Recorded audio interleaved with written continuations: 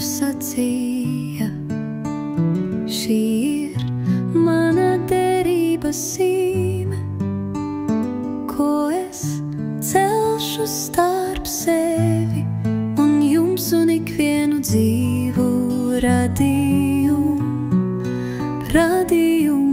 kas ir ar jums uz mūžu mūžiem.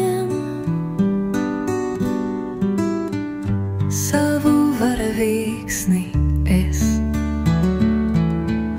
lieku pa debešos, tā lai ir par derības zīmi starp mani un pasauli. Ja es ar mākoņiem pārklāšu zemi un pa debešos parādīsies varavīksne, tad es pieminēšu savu derību, kas ir starp mani un jums un ikvienu dzīvu radījumu, ikvienu miesu.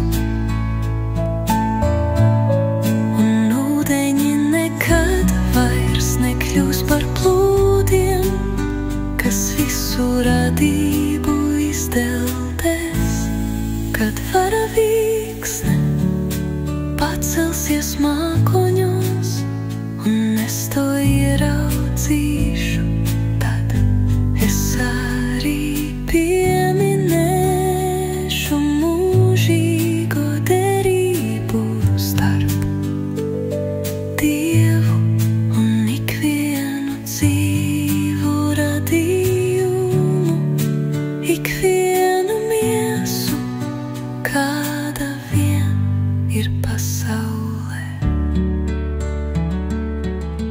Un Dievs sacīja,